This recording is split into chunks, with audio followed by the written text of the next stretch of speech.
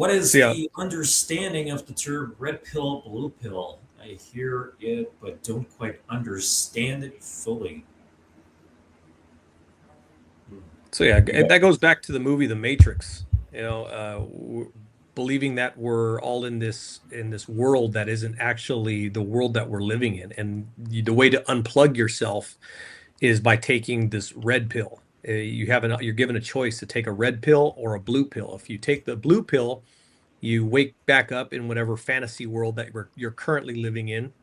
And if you take the red pill, your eyes are opened up to what the truth actually is. And the truth isn't always pretty. It could be a post-apocalyptic world, you know, or whatever it is, but at least you're now able to see the truth. So the term red pill, and I know they use it in other contexts as well, but for me, for as a red pill Christian, it's making sure that I am putting forth a pill of truth that may not be pretty, and a lot of people may reject it and want to still to live in their little fantasy world. But if you know, listen to my content or hear what I'm having to say, it's because I'm trying to unplug you. I'm trying to bring you into reality of what the scriptures and the Bible actually says on certain matters. And so that's the term I utilize it for, is truth over lies. The red pill being truth, blue pill being lies. Oh yeah, explain this. These guys were the guys who made the movie The Matrix, by the way. Both of them are brothers, and now they're transgenders. So I'm just pointing out it's a quite ironic thing. For sure, absolutely. Wow, I didn't even know Oh that. man, they literally made The Matrix, and then this whole red pill thing. Uh, got nothing against it or whatever, but isn't it funny that the people who directed such an influential movie about like don't follow what the Matrix is doing, don't do what society's doing, or for lack of a better way of putting it, are literally victims of it now. I don't Yeah, know. I got to be careful what I say. right, right. No, absolutely. Absolutely. Hmm. Alrighty. Yeah, I don't know. Red pill thing. Let's see if I get anyone jumping in here. Yeah, I interviewed Raul Tomasi. It was actually this time of year, 3 years ago. I was asking him what the red pill actually means, and I can barely remember. Yeah, sometimes I do get a little caught up in like barely remembering what red pill even means. Yeah, I get Yeah. stuck in that sometimes. But Yeah. there's a lot of red pill content out there There, that's there like, is. There's a lot of they've taken it to a whole nother level. And even myself, and when people are going, oh, well, it's all in your handle. Your handle, you know, says it all. Red pill Christian, and I'm not interested in listening. I'm like, I think you're taking the red pill to a whole nother level, and that was never the intention when I created this handle. It was simply again, the basic of truth versus lie. That scene with Morpheus where he hands, you know, Neo the two. He's got his hands open. He's got the two pills. This one here, you take this pill, you wake up and believe whatever you want to believe. To take the red pill though, I'll send you down the rabbit hole and show you how far it really goes. I mean that was it for me. It was like, okay, you know, yeah, one is truth, one is not. So when I went with red pill, it wasn't for all of the other stuff that it's become necessarily what it is today, and meaning all these other things. It was really just a hey, let me give you this red pill and show you how far the rabbit hole goes in truth when it comes to what the Bible actually says. what do you think about red pill content? I used to watch like they got like hours long, not as long as this fucking thing today, like episodes where they basically just some podcasts basically just invite prostitutes onto their show, and then you're like, what's two plus two, and then or name three countries, and then the woman is like, Africa, Texas, Paris.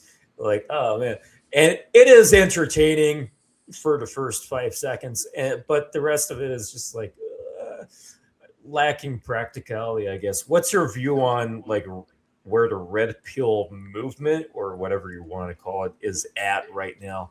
Yeah, like I says content to to me, I think Facebook. it's someplace a heck of a lot different than what it originally intended it or what it started out to be. And like you just said, it was entertaining for I watched a few of those things, whatever's and whatnot, the those types of podcasts where it was just kind of comical to laugh at. But then again, you get some other women who are quite intelligent, who can actually come in there and put up a debate, and I think that at that moment in time, I think it's a little bit diminishing, in the sense of painting in such a broad paintbrush that all women are this way. And like you said, when you're kind of going, well, look at who you're bringing on your podcast. Yeah. All women have OnlyFans. All women have. Yeah, Yeah, but it's weird. bring my wives on the debate panel. Bring my another one of our coaches. His name's Aubrey Killian, and his wife, she's a doctor, Rogenet. She's smart woman. I mean, you put her on those types of panels, and she'd eat up just about anybody on them. So again, I think it's just you're painting it with too broad of a brush. Yeah, we should get Jilliana on here if she's still here. I'll be fascinated to see because she seems very intelligent. She's been commenting on a lot of live streams. Yeah, it's a crazy thing because so many guys are now having these weird, unrealistic fucking beliefs where they just consume so much red pill content. They're like, every woman is a whore.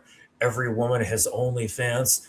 Blah blah blah. It just became this whole woman bashing thing slowly and eventually, and it's just really makes me feel uncomfortable about how the future is going to look in terms of like the space that we're in. Like I don't know what to call your space, if it's like the polygyny space, the Christianity space. I don't even know what to call my space some of the time, but it all relates to each other. We could call it the masculinity space, the manosphere, scary words. They're just fucking labels, but in the end, it's like this. Some of these audiences overlap. They overlap with mine. They overlap with yours, and eventually, it's just going to make all of us fucking look bad. Juliana, you want to jump on? Becomes this weird thing, but yeah, Dominance Academy. Justin Adams, who was here earlier, saying red pill has become a cult, and it's pretty interesting. Oh yeah, the Matrix. Yeah, that's how it is. Any other things you want to discuss? Like maybe the practicalities of how to set up a polygyny lifestyle in the first place. Well, again, yeah, I think that the key above all else is establishing framework. Again, you've got no business even trying to establish a polygynous relationship if you yourself have not established your framework, your mission, that whether it be if you're religious, whether God has given you, or if you're not religious, you know exactly where it is that you are ultimately trying to get to. And I revert back to, again, we go back to the Garden of Eden, where God didn't give Adam, a wife right away. First, he gave him a mission. He gave him a task. He was to name the animals. He was to tend to the garden. He was to expand, God's dominant, dominion in the Garden of Eden. And once that was already being, was given to him, then he realized, what, it's not good for him to be alone. I'm going to make him a helpmate.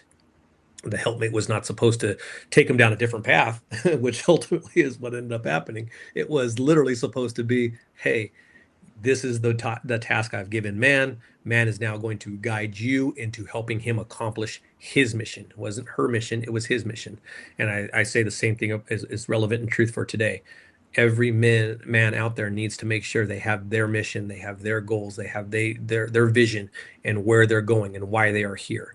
And if they are needing assistance or help in making that happen, then obviously you're going to bring in people who are going to help you with that mission, not people that are going to bring you down or put you in a different direction. And if you don't have that frame, if you don't have that ability to stand firm in what it is in the direction that you're going, then you don't need one woman, let alone two or three, whatever it might be, because then you're just going to be getting pulled in every different direction with all these different emotions that may come from each one of them, and you will never accomplish what you need to accomplish. You need to be focused on what it is, and be open, and establish that line of communication in the very, very beginning.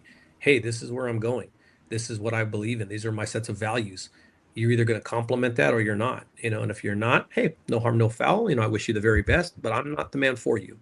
Now, if you are liking what you're hearing, and you feel like you can contribute something that's going to ultimately help me accomplish what I'm trying to accomplish, welcome aboard. Let's see if this works, and go from there.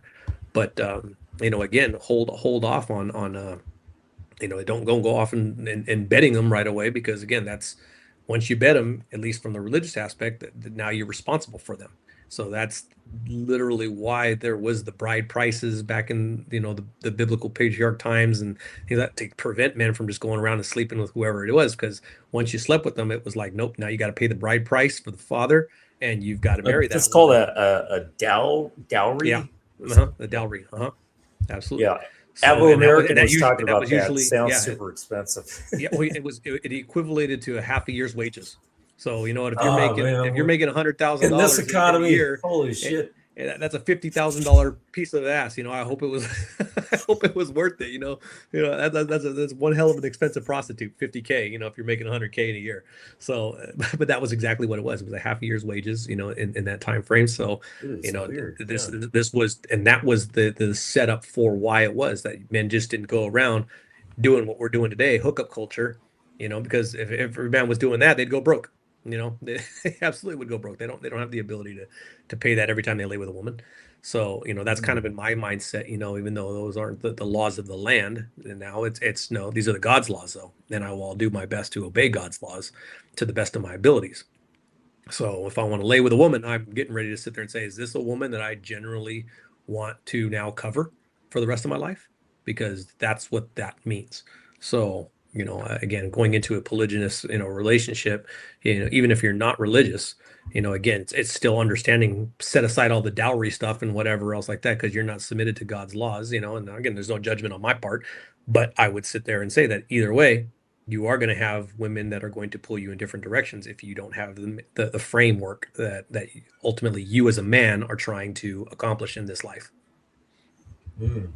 So my wife, as you know, she's a Catholic, but one thing I learned over time, of course, like confirmation after confirmation, leadership is such a necessary thing for not just relationships, but for family. I don't know how true this is, but I think I saw or heard, or maybe I'm fucking dreaming. I'm starting to go crazy now. I think I heard someone recently mention that a man who has daughters is likely to be more masculine. Something I'm not sure like where this comes from or how true it is, but is there anything you know about that? No, that's the first I've heard about that. Is if and I think possibly that that could lead to ultimately men are generally more protective of their daughters than they are their sons. So you by having daughters, and I have two, it definitely there is a different expectation and allowance that they have as opposed to my son. And interestingly enough, my son used to always kind of recognize that as a kid. He was, oh, why do you baby her so much, whatever. I said, because a woman should never not be under the authority of a man, whether it be her father to her husband. That was how it was originally designed. A woman was to be under her father's authority until he gave her to her husband, and then the authority transferred. However, for sons, it was, okay, now I need to teach you and I need to raise you to be a man. So, taking care of you the way I take care of a woman, I'm not doing you any justice by doing that. I'm literally clipping your wings at that moment in time and preventing you from being the man that you're ultimately supposed to soar and become. And women were a little bit different. It also came to, he realized that later on when it it comes down to inheritance laws. My firstborn son will get double the inheritance than my daughters will, because that's biblical law. So even though I gave more to my daughters as they were growing up, started a Roth IRA for them and this and that, I didn't do that for my son. It was like, you got to learn how to figure out how to make an income. You got to figure out how to navigate this thing we call life. And here I am. I'm going to be the coach for that and to help you get through it. But I'm not going to be doing things for you the way I do for your sisters. And you go, well, that's not fair. Well, you get yours in the end. When I'm no longer here, you're also getting I double never of heard that everything else. before. Yeah. Wow. So yeah, and Okay. that was, again, going back to what I was referring to earlier, when God literally regulates polygyny. He gives you specific laws in the polygynous household to say, this is where inheritance goes. This is how it's lined out. So even down to the very how you're supposed to leave everything when you leave this earth. He goes into that type of detail in explaining how a polygynous household should run. So yeah, I think that definitely is there's some truth to the, again, having to step up to be a man, by having daughters, because again, you're in that role a little bit longer than you are than when you have boys. Damn. It's stuff like this that nobody fucking like gets to hear, because it's so, nobody talks about it. It's crazy. I wouldn't even know like what questions to ask, because it's so strange how society has changed over time, and that's fascinating though. Let's see what it wasn't the father, it was a group of men. Some tribes still do initiation rites. Jillian is asking, how do you feel about having a woman who has a career and income that exceeds yours? I have found that it can intimidate many men. Makes sense. It's a good question. I myself, I can't speak for other men. Obviously, every man is different. I myself look at it as, I need to raise the bar. Interestingly enough, my wife, who is a teacher, her particular school district, and so I know we hear this all the time, teachers don't make enough. That's not necessarily the case. Depending on the district, the school that you work at, teachers can make a very, very lucrative income. And interestingly enough, when you break it down hourly, my wife makes more than I do when it comes to an hourly rate.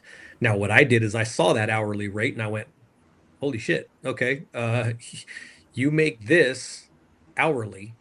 So ultimately, I guess it might answer your question, it wasn't necessarily intimidating to me. It was a motivating factor for me to sit there and say, then I need to bring more in annually. So at the end of the day, I am the breadwinner. I do make more than either of my wives. But that's not because it's just the way the setup is. It just means that I go out there and I hustle a heck of a lot more. I will start side hustles. I will work more hours. I will do ultimately what I need to do to make sure that I am maintaining my role as the primary provider. Now, again, we work as a team. We work as, if heaven forbid, I was in a motorcycle accident in August. And I was out, I had to have shoulder reconstruction surgery. So I was out of work for the next, 3 months, and then when I did go back to work, it was, restricted duty. So I had limited hours and so forth. Now, in those times, we work together as units, no longer like, oh, well, you're no longer the primary provider. So now the roles have shifted and the responsibility or the authority has shifted. No. At the end of the day, the authority remains biblical. It remains that I maintain I do all the budgeting. I do all the finances in my home. So everybody works and everybody goes all into one kitty.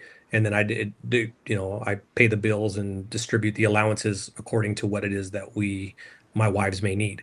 But again, to me, those moments in time, I'm not looking at it as necessarily as it's intimidating to me. It's more of it keeps me to make sure that I know if I have a successful wife who's also contributing to the household monetarily, that I don't become lazy, and I make sure that I maintain my framework and my ability to earn as an earner.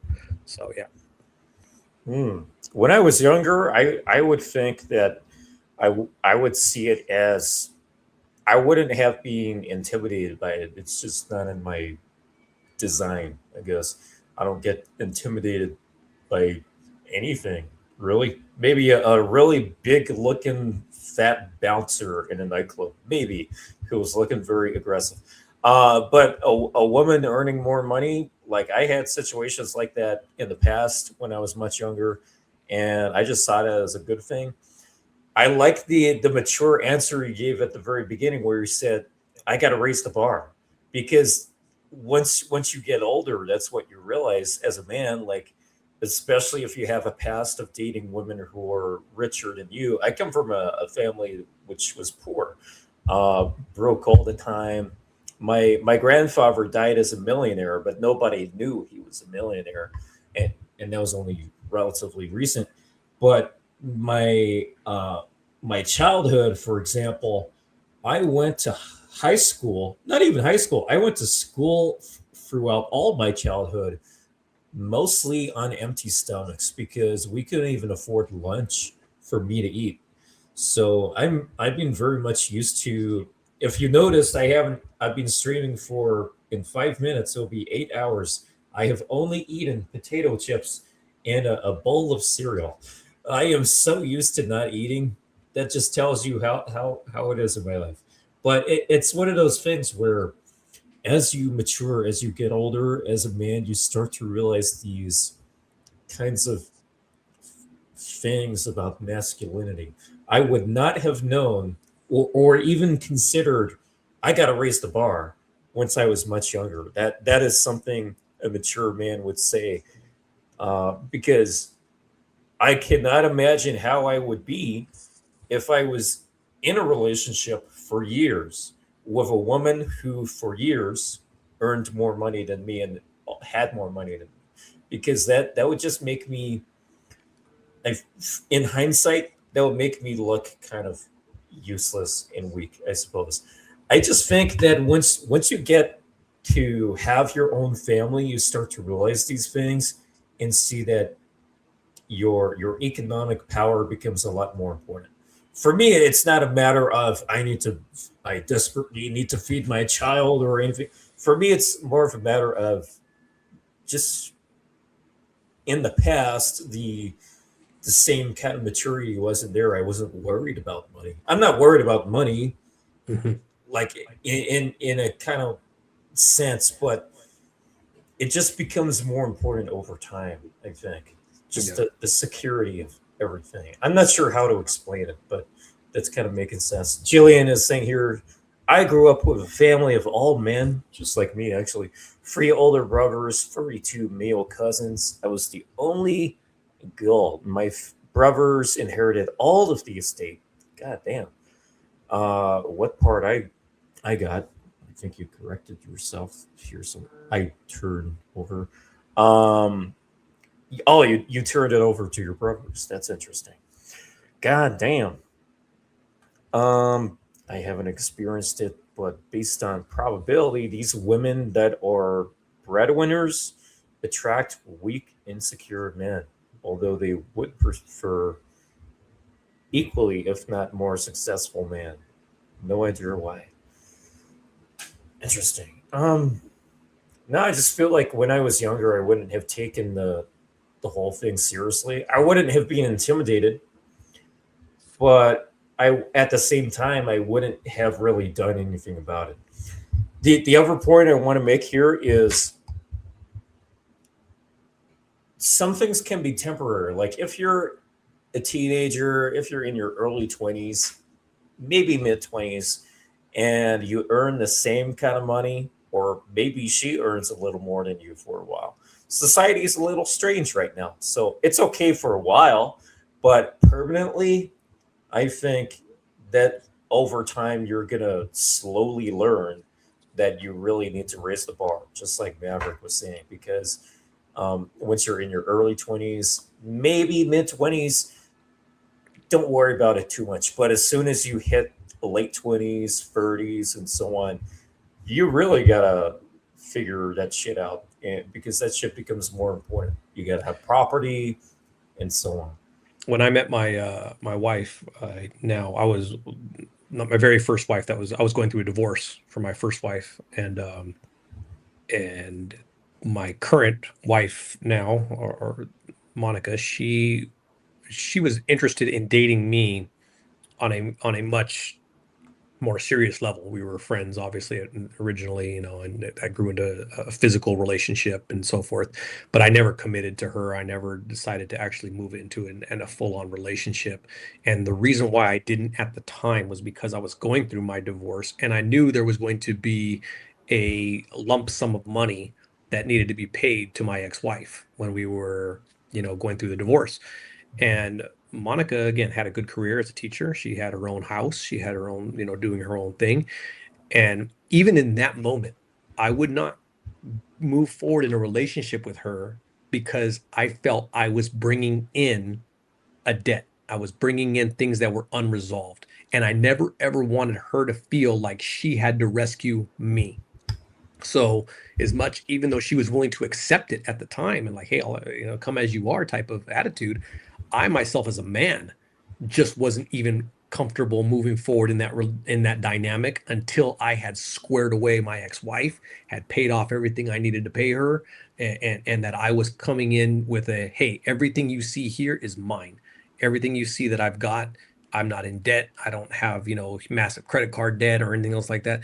Giving her that sense as a woman to feel like, hey, this is a man who's got his things in order. This is a man who didn't just come in and use my career or the money that I've saved up, and my savings accounts to help deal with his problems, even though she probably would have more than happily assisted me in that. As a man, I just couldn't bring myself to do that. It was like, no, no, no. I'm interested in you. However, there are just some things I need to take care of first as a man, so that when I come to you, you know that I'm giving you my very best, and you're not getting me at a point where I still have unresolved or unfinished business to take care of, and I'm using you as a crutch to help me get through it. Interesting. Juliana says I had men walk away when they found out about my job. We do seem to attract weaker men that want to be taken care of, but we want a strong man who leads his household. I don't want to lead at home. Very interesting. I don't need equal or more successful man. I want a man who is secure in his masculinity. Yeah, that's a really good point, as always. She's got so much wisdom here. Absolutely. Sounds like I Juliana lead at work. I don't want to lead at addition. home. Oh, I feel that. She leads at work. She doesn't want to lead at home. Right. Yeah. Man. It sounds like Jillian is going to be a catch for sure. I'm sure there's for a real man who wants to, obviously, again, rise to the occasion. And, again, kudos to you, Juliana. I love that attitude. Definitely. Isn't there like a movie or TV show where there's a perfect example of that? I can't remember what the fuck it is, but I'm pretty sure there's like a woman who's a boss, like she owns the fucking company or something, and she's like bossing around people all day, not in a bad way. And then she comes home and she just wants to she doesn't want to lead in the house. So I can't remember the movie, but I'm pretty sure there's something like that. Yeah, I think you're right. I'm trying to remember off the top Someone of in the chat fucking help me out here. Or I'll just fucking ask Gemini. Is your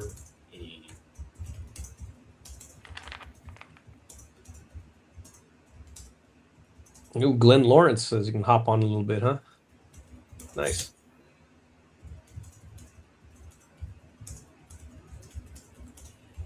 Let's see what Gemini says. As vague as I wrote it, just because I don't want to take too much time. Oh, I got. Oh, wait. No, I never seen that one. Oh, The Intern. I remember Robert De Niro was in there. I think I vaguely remember it, but that could make sense.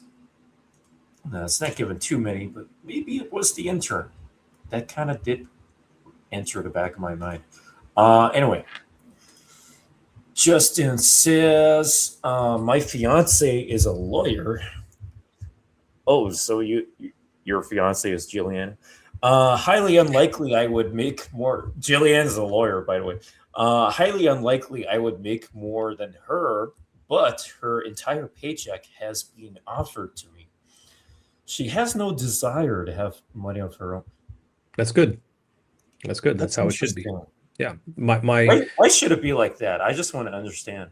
Well, again, because at that moment in time, that shows a very, very sincere motive of understanding. Hey, what's mine is yours. Hmm. It's not a, well, I'm going to stack this up and I'm going to have a reserve bank just in case things go south. It's literally entrusting everything. As we would entrust everything to the Messiah, she's entrusting everything to her fiance or her soon-to-be husband in an act of submission to say, you I'm trusting you to establish what our household, our family is going to be. So everything I make goes to you. And again, that's how I run my household too. It's what my wives make goes into one account. I have access to those accounts. I pull everything. I pull the entire check and I just leave them with what the allowance is for their day-to-day needs, whatever that might be. They want to go get their medi pedis or whatever else like that they want to use it for. I don't question that. It's like, here's your allowance from this check to your next check.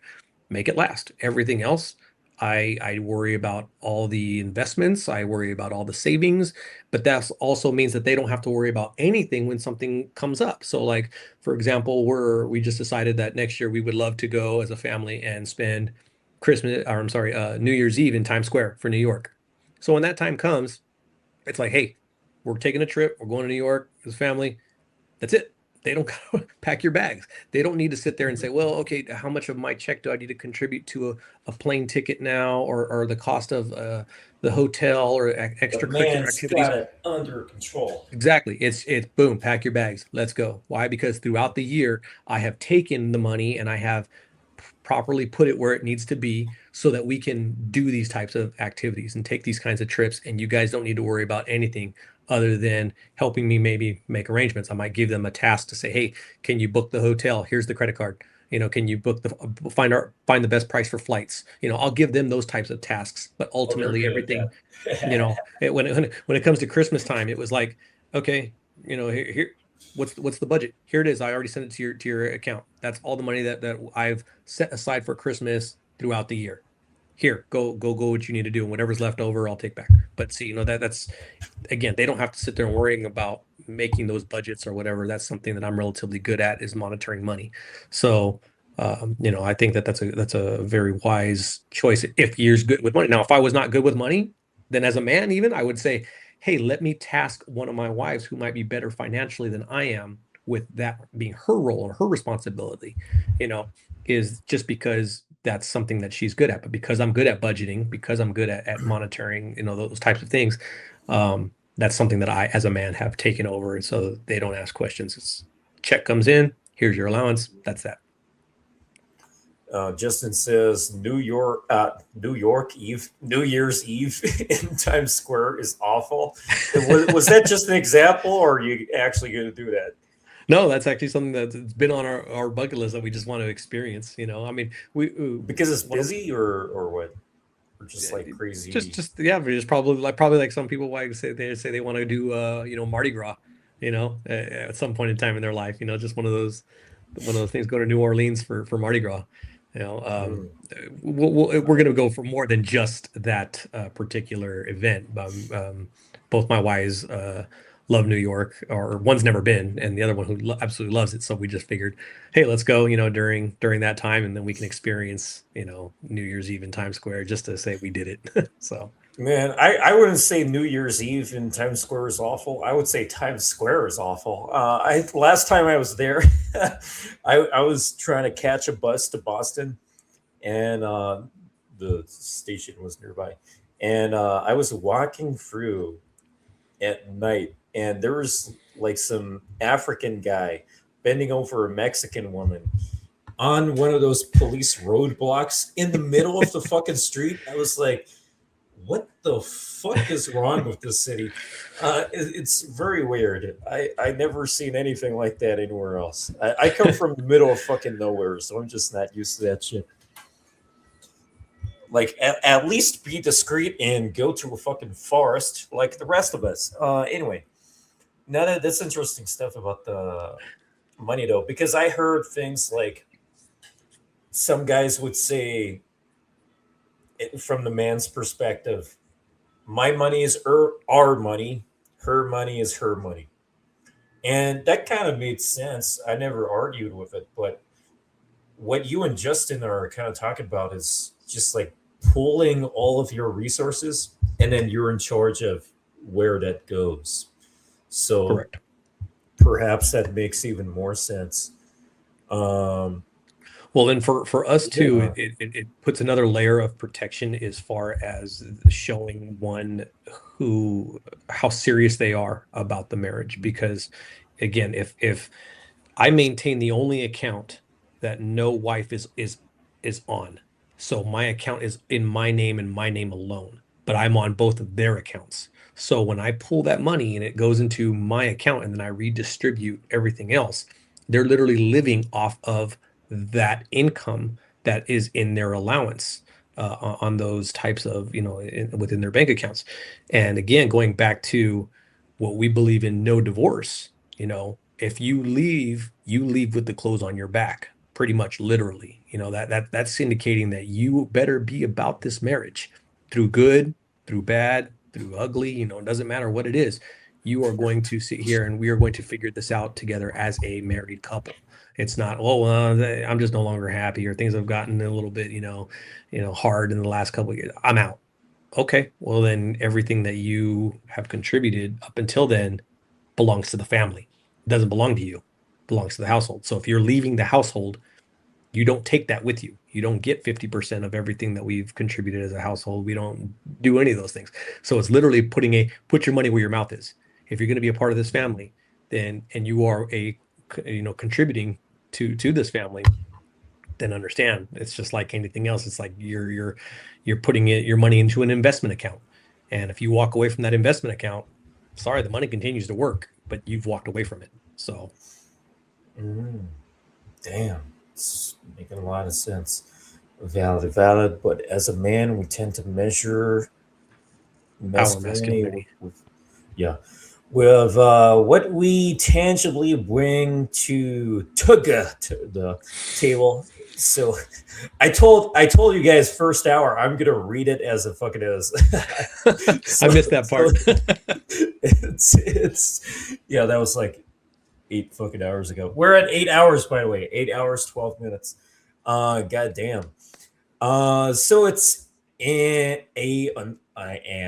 uncharted territory for some men who wants to be the provider but can't.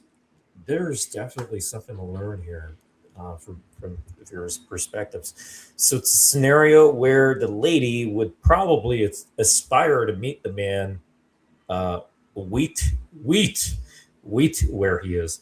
I don't know, just my thoughts on it. And Jilliana says, I have offices in 8 countries. I would love for my home to be that soft place to fall. Oh man, you're painting such a picture in my mind. I can visualize it. Yeah. Soft place. Oh man, bouncy, like soft, cushiony, lots of cats. To fall where I could give control to my man. Oh, that just sounds so sexy at the same time. Juliana needs to hit me up on IG. We need to have a conversation. Oh, you know what? Juliana, would you be open to a man who already has a wife who would also dedicate himself to having you as his second, third wife, for example? Because I'm not Maverick in particular, but just that kind of setup, would that make sense to you? I've been wanting to get some perspective on this. Maybe I did ask you before last week. I don't know, can't remember. Here's a funny one. A lot of these CEOs, the male ones, by the way, are into being BDSM slaves. I heard. Wait, can't click. They go to dominatrixes and get whipped. Yeah. It's I see this stuff like posted somewhere. Yeah, they're into the simp lifestyle. And I think psychologically, I do have a master's in criminal psychology, and so psychologically, what we were talking about earlier for women who are, in powerful positions within the workforce, how they don't desire to necessarily come home and be that as well. For a lot of the top CEOs, CFOs, things like that, who are constantly having to make decisions, for them, it's a way of escaping that relief, or having relief from that authority temporarily, so that they'll fixate themselves on no longer having to be in control by going to a dungeon or a dominatrix situation where all of a sudden now they can finally relinquish all the control to the woman and get whipped or whatever it is their kink is that they're going to do. But yeah, psychologically, I think that's why they're driven to that. They're effeminate men, and they can't maintain the control at all times. I myself am not that person. I'm the CEO of my own, company. And I am the one who whips. Yeah, and I maintain that I have not always maintained the best frame. I will be 100% honest and say that there have been times where I think because I am a people pleaser by nature as well. My second wife likes that astrology stuff a little bit too much. I think sometimes she's like, "Well, you're a Cancer. Cancers are just these big softies, Whoa. And I say, hey, well, you know what? I mean, it is in my nature, and sometimes I do think that I do struggle sometimes with having to make tough decisions that ultimately I know are not favorable in the moment. But I've gotten better in learning how to say, you know what, hey, you may not like this, and it may not favor you in the moment, but you need to trust where I'm going with this. You need to just understand that I have your best interests at heart. I'm not doing anything for selfish reasons or to favor one woman over the other. Ultimately, this is what's going to be best for the family as a whole. And, they've gotten on board and understand that, again, I don't think selfishly, and I'm not out here to do my own thing, because clearly they understand what lifestyle I came from too. If I wanted to live a selfish lifestyle, I'd have 0 wives. I'd be out there just doing my own thing, living for myself and not worrying about anybody else but me.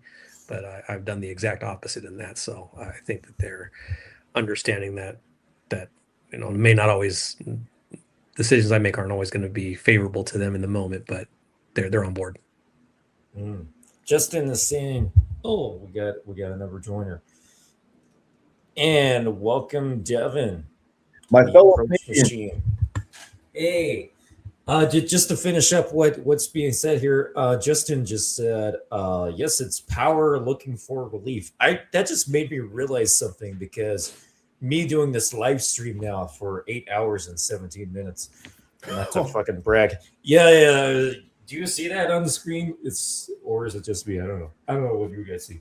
But anyway, I only this 24-hour live stream thing only popped in my head a few days ago. I had no fucking plans, and I still haven't even opened the questions yet for like my usual document for dating coach panel questions. I've just been relying on the chat. So I just realized now, like, you know what? This pretty much applies to anyone, because normally when I'm doing like dating coach panels and stuff like that, I got a list of questions and I'm leading it. But then I let people answer the questions. I sit back a little. I'm not a great listener some of the time, but here I've been going for 8 hours without necessarily leading so much. Like, there hasn't been a massive. So power does look for relief, or leadership does look for relief. Doesn't matter who it is. That just makes a lot of sense. They're over. It just gets tiring to lead all the fucking time. So that definitely makes sense. For example, I have every 2 months I got a meeting set for photographers in the photography side of my business, and that's like the only meeting I have where I let the others lead it, because I'm not a photographer myself. So that's like a relief of my leadership. So that's an interesting thing to point out. Anyway, Devin's here. Great to have you jump in.